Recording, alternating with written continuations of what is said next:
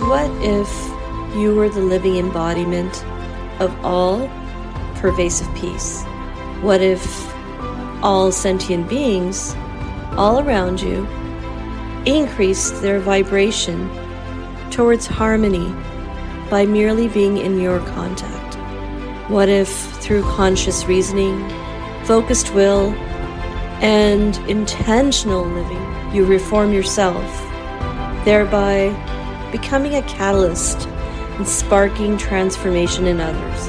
I'm Shilpa Lewis, meditation and mindfulness coach for midlife mompreneurs, and you are listening to Omnipresent Awareness, the podcast that will inspire you to use your story to serve humanity in not just healing, but thriving as souls, each fulfilling their highest purpose. Welcome to Omnipresent Awareness with Shilpa. This is your host, Shilpa Lewis, owner and founder of Omni Mindfulness Coaching. Before we get started, if you haven't already booked a free discovery session with me, click on the link in the description. I'm a holistic transformational life coach, specializing in helping midlife mompreneurs bring balance, clarity, and life alignment, both personally and professionally, so that you may live your best life.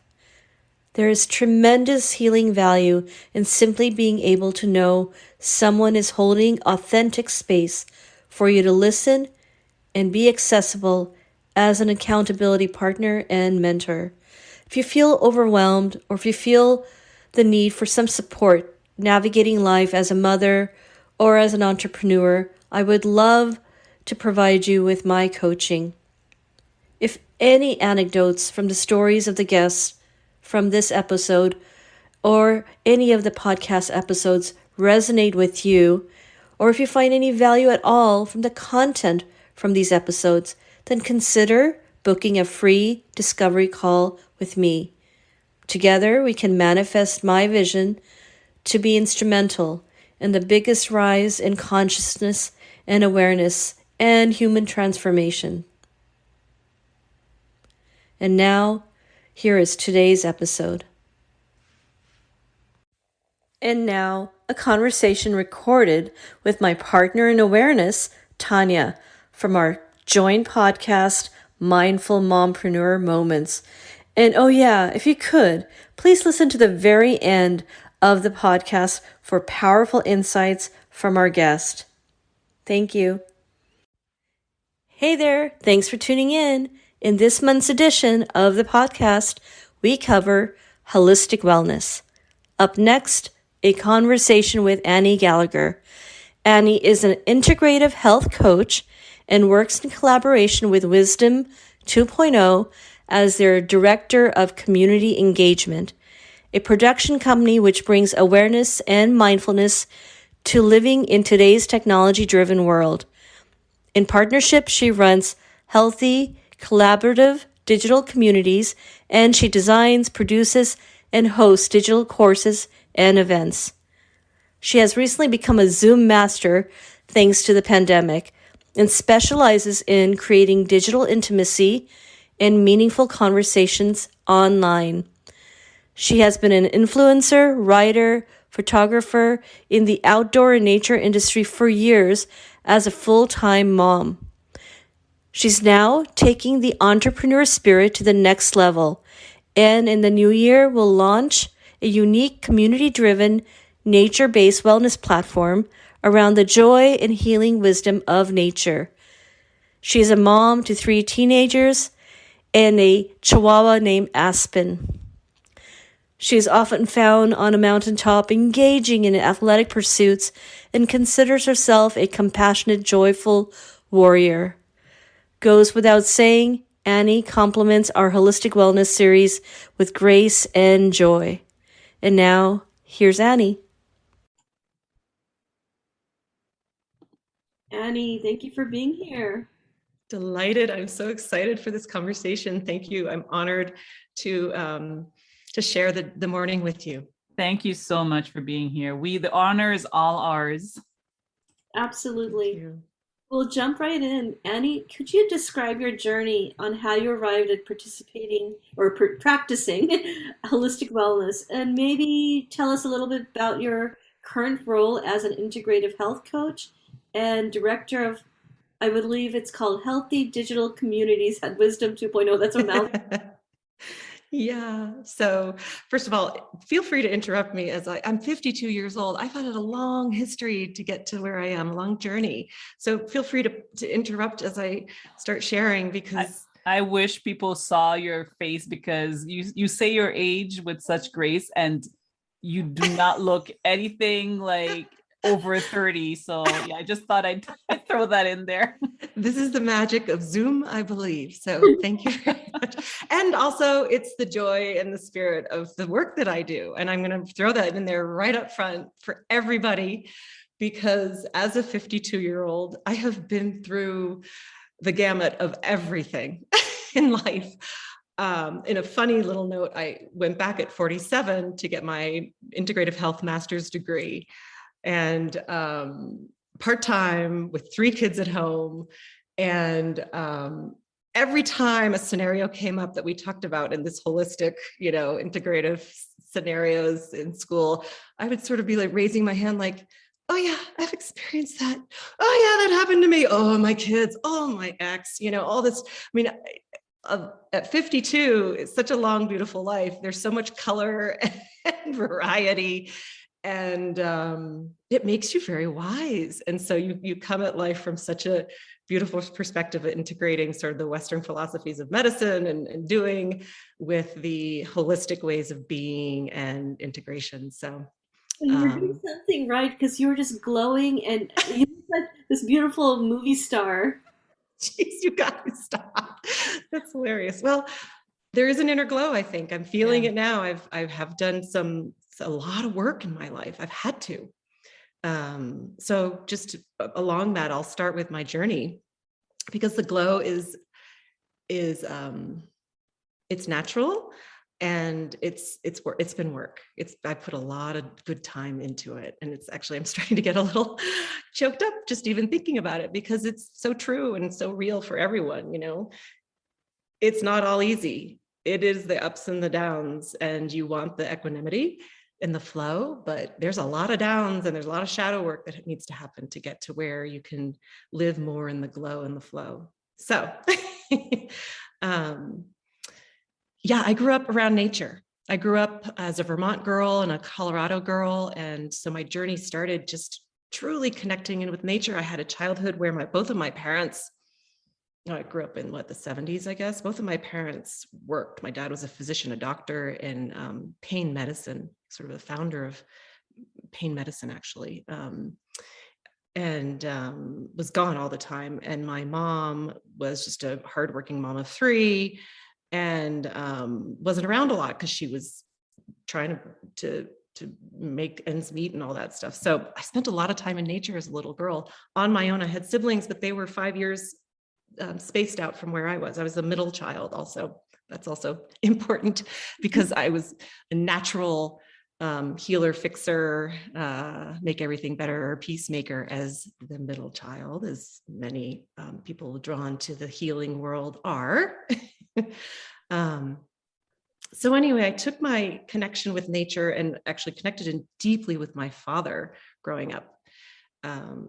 His gift to me was the joy and love around nature, and the wisdom that came from not only spending time in nature, but inquiry into nature and looking at nature and the healing aspects of nature that just naturally occur as you spend more time and as you investigate. And I come from a family of scientists on my father's side. So we're always, why is the moss mostly on the north side of trees, as a little kid? And you just sort of go over and you feel it like, this is so curious. If you ever get lost in the forest, you always know which way north is. It's where the moss is facing. It's things like that that are so beautiful, and that wisdom, that holistic wisdom that starts coming into your life and integrating. So anyway, long story short, and we can always go back to the other stories, but long story short, moved out west to the western skies and from the East Coast to the west to get more of that sort of manifest destiny changing lifestyle after college and started my career out in the West, in the outdoor spaces, and just loving the mountains and promoting the mountains and writing about the mountains and doing photography in the mountains.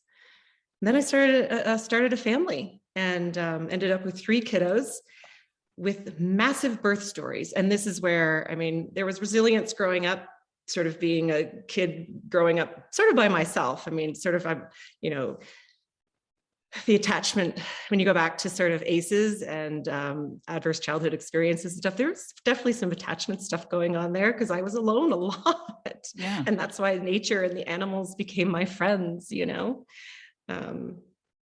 But back to the birth stories of my children, I had massive birth stories with my kids, which brought in being a new mom, massive need for resilience, and also sort of going back to medical school when my kids were all born, for just having to learn how to function and manage the situations that were coming up for us with my kiddos. Stayed home for a while, full-time mom, 3 kids. It was pretty massive. And then many years later decided I need to renourish and nurture myself. And this is where I see a lot of women, and maybe some men as well, who've been momming for so long. They find themselves in this space of exhaustion and depletion, and they've forgotten the wheels of the holistic, you know, wellness wheel, like fulfilling all the 8 areas, which are, and I even like pulled it up just to remind everyone, the balance of social, physical, emotional, occupational, spiritual, intellectual, environmental, and financial. You know, the balance. And I say that with quotes because is there really a balance? It's the harmony. Right? It's the harmony, right? Yeah. So anyway, I found myself as an exhausted, depleted mom, as it just sort of happens sometimes. And it's sort of a reality, a very common sense reality. And I just said, it's time for me to renourish, awaken, become alive again in a way that had sort of gotten forgotten. And I made some big changes in my personal life. And I decided to go back to graduate school in integrative health. And I did it part-time, 47-year-old mom, 3-year program, and, you know, with a beautiful cohort. And, you know, I was one of the elders. So I realized, hey, I have some massive wisdom here with all these different generations that are in my school. And it was life-changing for me to go back to school. It was life-changing because I really knew that my bigger goal was to be of service and to follow that calling of to be of greater service. My focus had been so micro in my kids' space and sort of functioning on a daily basis for so long, even though I did have an entrepreneurial space of the outdoors and photography and influencer status. But I really wanted to make a deeper impact and pick up my head and have more vision. And so I did that, and I graduated directly into COVID. So here I was thinking, I'm launching, my kids are older. They were now teenagers when I finished my degree, and I was sort of ready to just like, here comes Annie, like, yeah, she's on an integrative health coach. She can take on the world, the planet. Oh my God, you mean everybody's coming home? All 3 teenagers back on my lap, you know, crawling all over my head, completely upset about COVID, like smack down, you know? I was like, oh, you gotta be kidding me, you know, just coming out 51 years old, you know, finishing my degree, like, and then COVID hit. And probably COVID was one of the toughest parenting years of my life because so much went down for the age group of my kiddos who were teenagers, needing socialization, needing exposure to friends, needing that input other than on their screens. And I had to pull the brakes back on all my vision again, somewhat, and say, okay, I got to refocus. And I have a stat, you know, 3.3 million women in January of last year left their jobs because of having to stay home and help with schooling and all that stuff. And, you know, I get it. I was right there. Yeah, I think it's However. important that you bring out stats such as those, because Mm. for us, for Shilpa and I, we keep saying that 2022 is going to be such a transformational year for so many women, Yeah. men as well. I'm sure about that. I don't have stats in front of me, but it's important for all of our audience to know that you're not alone in Not alone. feeling that there's a shift in the air, right? Yeah. Also, there's a stat, and it's beautiful. And I don't know, this is all memory, folks. I'm sorry, I don't have the exact, but there was something like 4.5 million people who left their jobs in August. I think this is the Great Walkout or whatever they call that. You guys might know the name. And the highest percentage, I think I heard on, maybe it was NPR or something, was women. Yeah, and absolutely. for all the reasons, but it's sort of like, you're right. I hear you, Tanya. Like there's a shift, there's an awakening, there's something. I think that has a lot to do, sorry, Shilpa, with the fact that we are so invested in our families. And then when certain workplaces did not understand the fact that kids are home now, you have to let me be with my children. Many women were like, okay, I'm not having this. Like, I can't stay at this job if they're not going to allow me to homeschool my children, you know? Well, and that's what the beauty of, we're sitting here on Zoom together, like the beauty of COVID, actually. So there's sunshine and the rainbows and the unicorns and the fuzzy puppies that came from COVID as well, as well as the hard stuff. And that's that we all learned how to, get online and create maybe a broader workplace than before. And that's more, actually, come to think of it, and you guys are illuminating this for me as I'm talking to you, is that this is really an opening for women and moms with, dependents, like little guys and teenagers, heck, for me as well, to have this flexibility. Like, I can get on and do my work on Zoom or on my computer and, kick ass at it.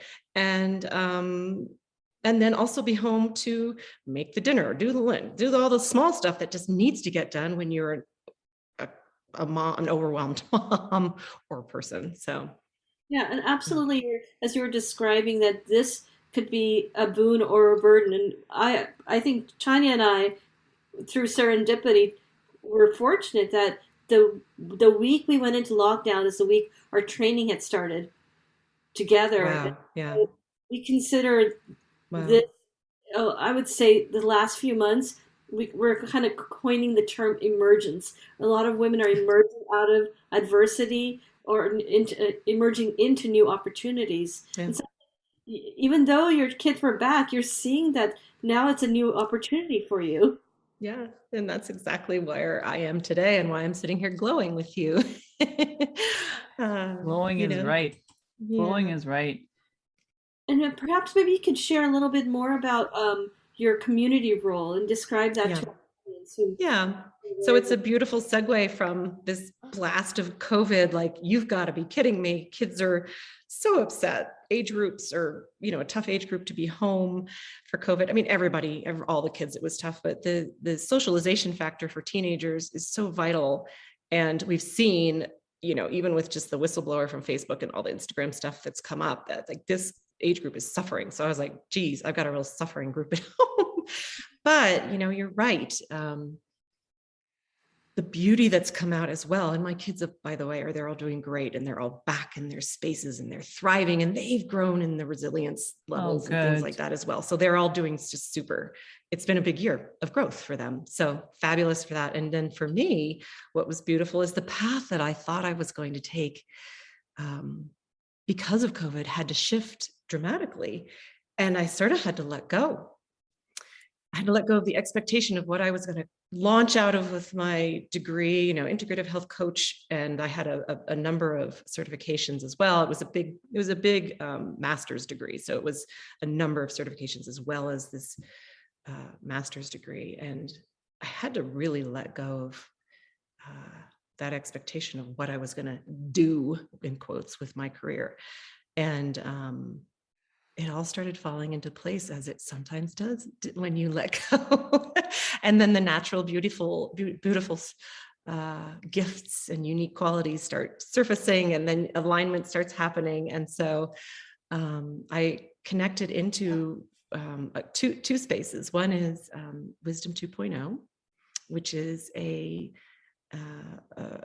business, a production company that puts on events and courses that bring together, the awareness and technology, and how we have to, in this day and age, really be aware of how we dance with technology.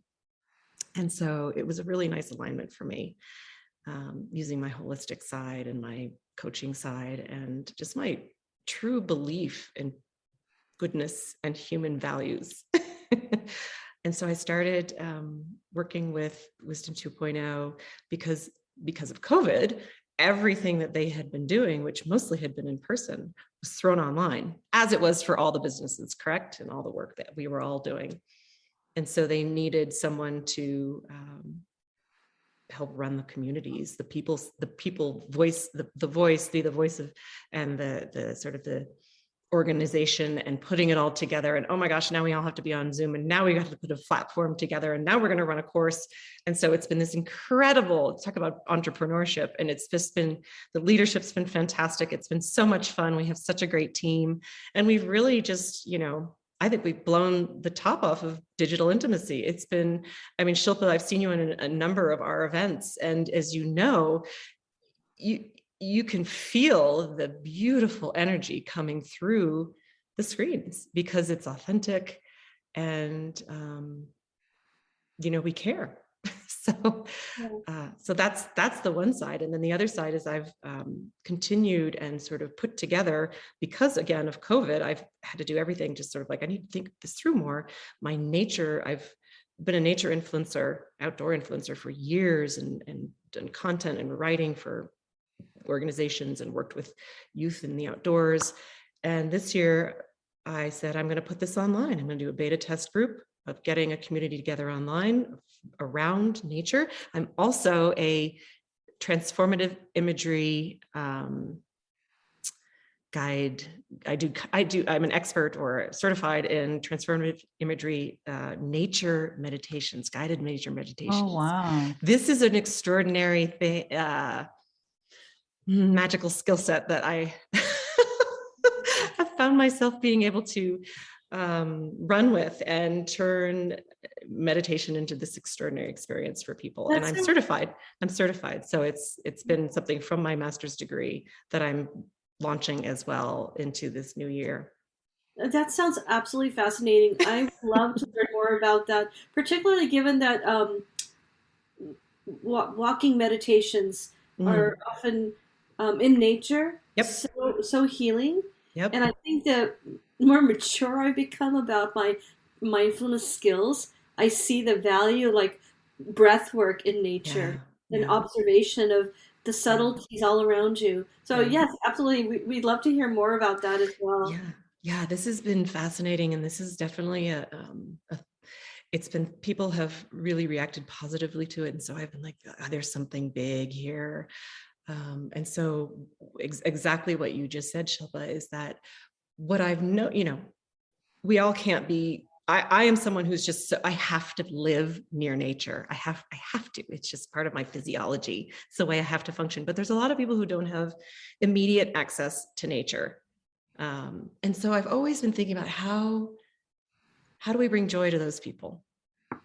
Is it through photography? Is it through my writing? What are the different ways to bring joy to people around nature? And this modality, which I got certified for in my grad school, it actually wasn't exactly what I'm doing right now, but I thought what I would like to do is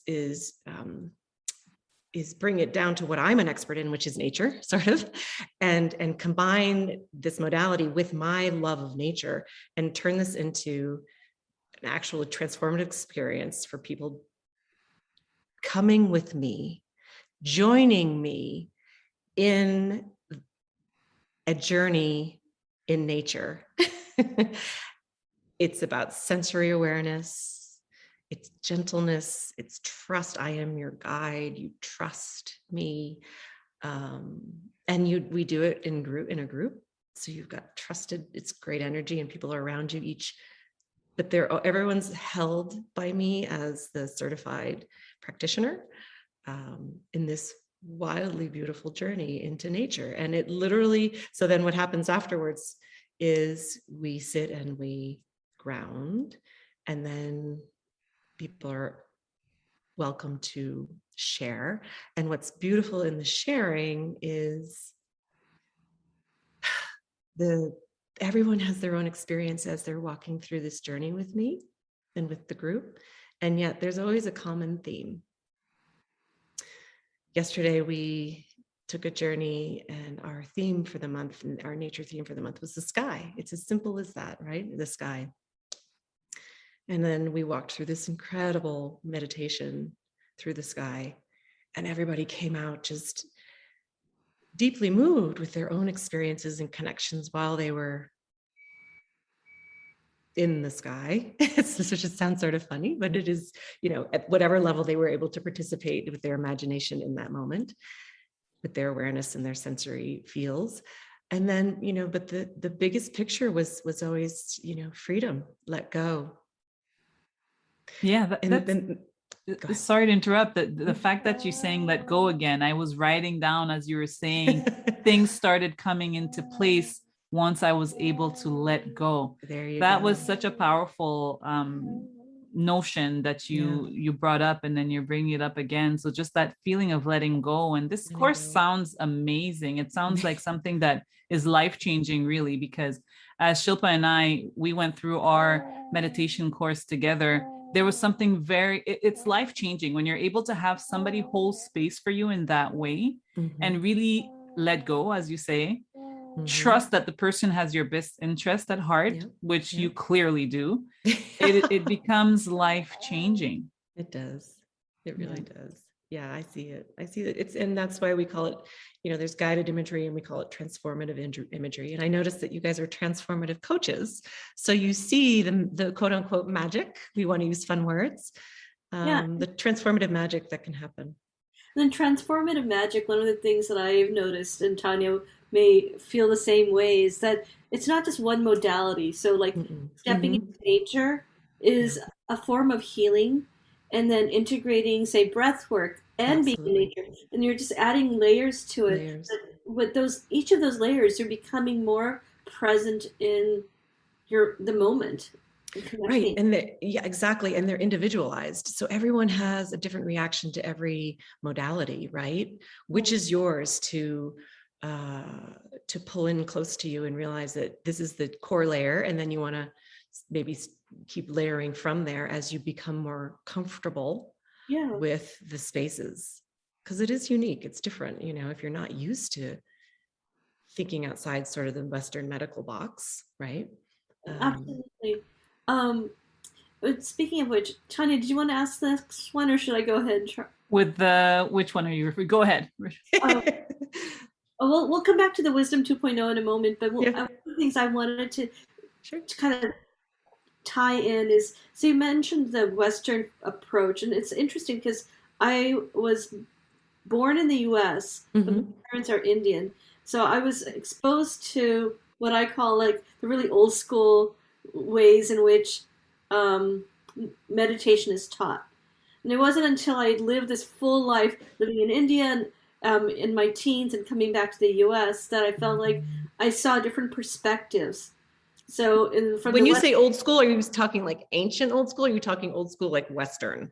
I'm talking about my parents' old school way of like, sitting in proper meditation style, reading the Bhagavad Gita. I see. Okay. Having that, but then having it juxtaposed to the U.S. where, I'm in my 20s and you have yoga, but it was so westernized. I see. So I should probably dump the Western word, because I think it gets confusing for people, but you're right. When you put like the Western box, I feel like one of the things I always love to ask this will make sense in a moment, but one of the things I like to ask our guests is, what type of modalities do you personally enjoy practicing when in the realm of mindfulness? In the realm of mindfulness. Yeah, well, I was sort of introduced to mindfulness because of an injury. And I think a lot of people are introduced to mindfulness because of some big impactful event, whether it's a death, an injury, a divorce, separation, divorce, something, loss of a job, depression, I came into it because I needed to make a big shift in my life. And I was given the gift of, hey, you should check out John Kabat-Zinn's MBSR, mindfulness-based stress reduction type work. Here's a recording, Annie. So that's what launched me into sort of thinking, because my dad's a physician, an MD and an MPH, Master's in Public Health, and my stepmom is a PhD MPH. So I come from a lot of sort of science brain, where empirical data is very important and all that. And yet all of a sudden at age, my late 40s, I was asked to sit down and listen to this thing called mindfulness. And I was like, what is this? What is this other way of being? Because the traditional medical pills, the pills to try and calm my nervous system and all that weren't working. I had a neck injury. And, all of a sudden I was like, oh, so what happened is I started opening to this idea of mindfulness and the modality of mindfulness. And so I wanted to explore further. And I realized to do that, I had to actually go to retreat to really, really understand what meditation was. Really, it was meditation. Like, what the heck is this meditation thing?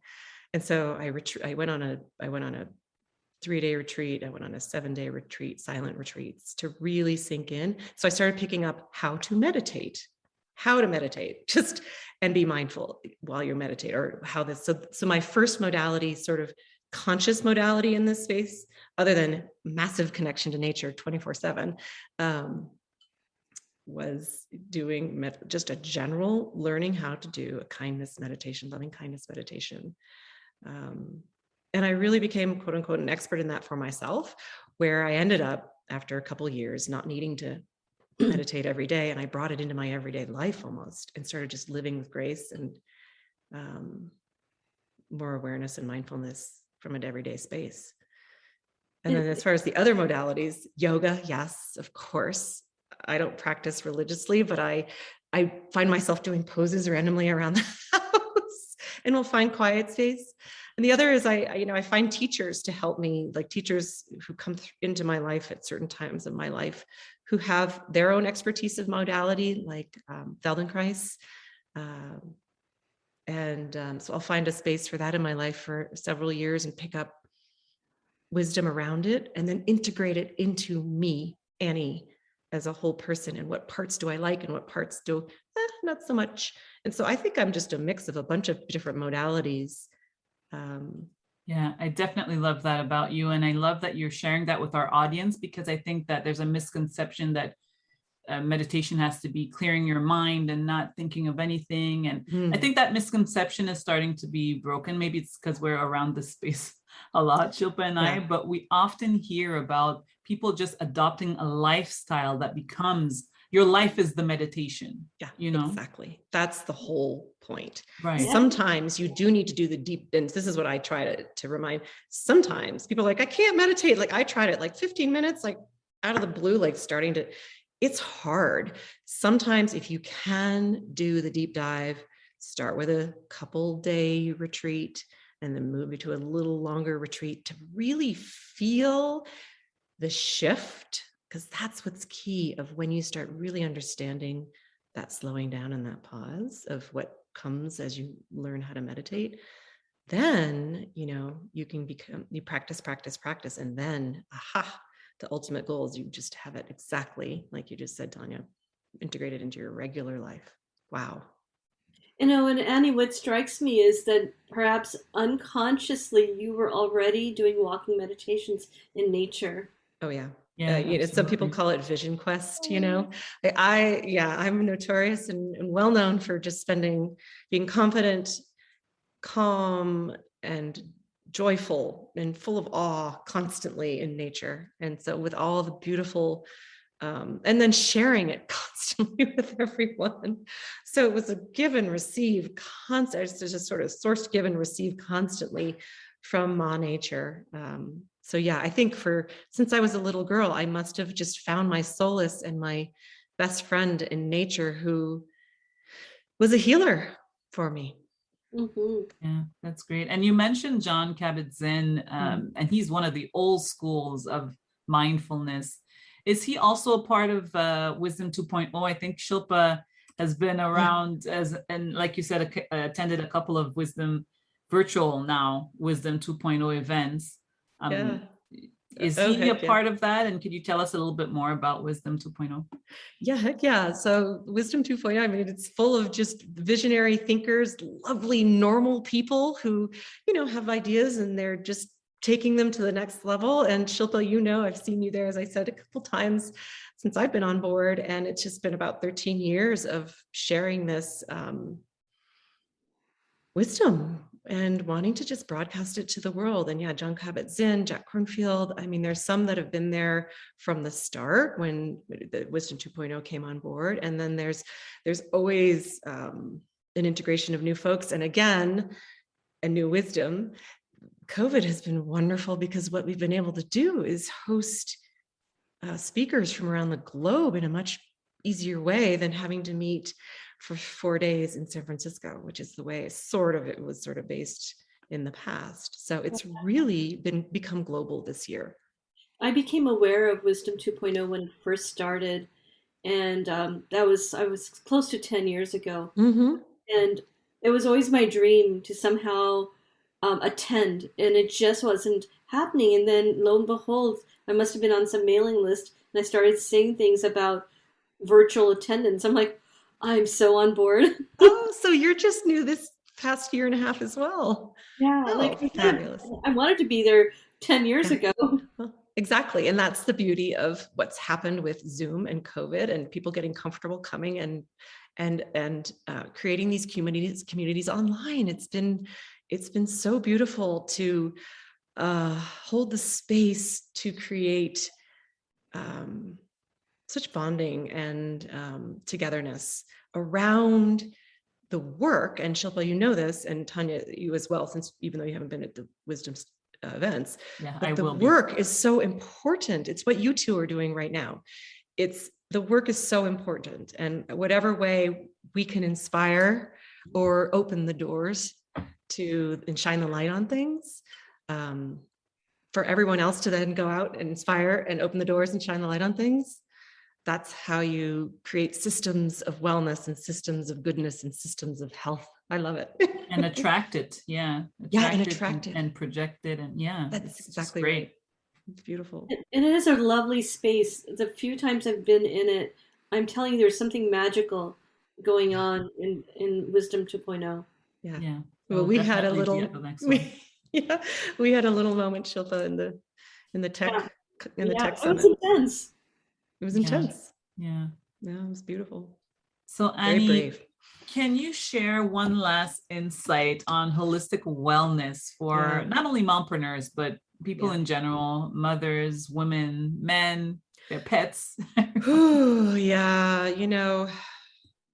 Sometimes when you're a mom and you're in the middle of the tornado, it's just hang on, sister. Yes. The reality is that there's a certain time of momming that is just a lot. And if you can be the center of the tornado and use your practices to stay in the center of the tornado and realize that the tornado is around you and not you, that's a big part of getting through it.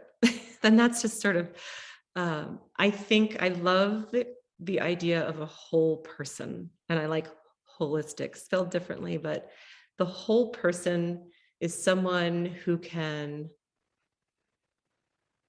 be in harmony with the ups and the downs and pulling in the modalities, the variations of modalities that work for you and being flexible around them. So, maybe when you're learning them, there's a rigidity that can happen so that you stay on target and you actually learn how to do that modality. But the holistic sense is that you have access to all the different modalities. In a sense, you pull in what you like and you create your whole person unique to yourself. I like to think of 3 words of purpose that can kind of carry you through sometimes. I think having working on your purpose is a big part of identity and getting you through things sometimes. And so my 3 words are nature, the pause, which is part of mindfulness and awareness, that stillness centered spot, and joy. And I've worked on thinking about those 3 words for a long time. What really truly is who I am at this core essence. And so I invite people to find their 3 words, to just carry them through, and they can shift. But I think being part of a holistic person is being flexible and also inquisitive and curious, and using the modalities to help you get to where you want to go, but not with rigidity, with joy and curiosity and flexibility. Dance with it. Oh yeah, the biggest one, dance with it all. Dance with it all, dance with it all. That's what we've been bringing that up in our in our course that I'm just finished running, the Heart's Path on Wisdom 2.0. It's dancing with it all, because that's a visual that people can use that doesn't imply rigidity around it all. It's flexibility, it's joy, it's effervescence, in every way. That's beautiful. I love the idea of 3 words, because you often hear the one word, but 3 words makes it so, like, I would choose, for right now in my life, I would choose empathy, calm, and empowerment. Nice. And there's depth into each word as well, so you can kind of make it mean whatever you want. But just hearing you say your 3 words, it kind of got me thinking of mine. So I encourage our listeners to think of theirs. And again, there's flexibility around it. And Shilpa, yours? My words. I was thinking lately, for me, stillness has been a huge element of what I continually try to connect to. And as you were mentioning, Annie, sitting meditation is not the only way to find the stillness. One of my favorite quotes is "Be actively calm and calmly active." So that's stillness is one.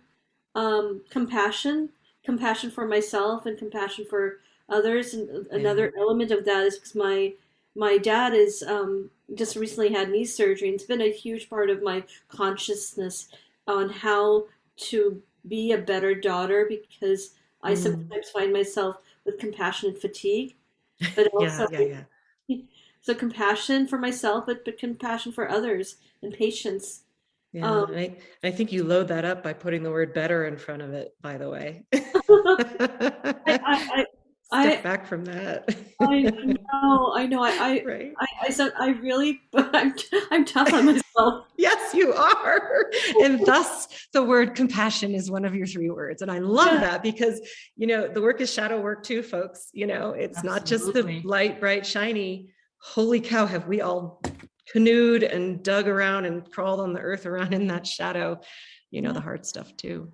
So sorry, Shilpa, keep going. And the 3rd word is movement, because I feel like it's like continual, like allow myself to move, if it's as simple as getting up in the morning and after doing breakfast and getting things tidied up, but just keep moving.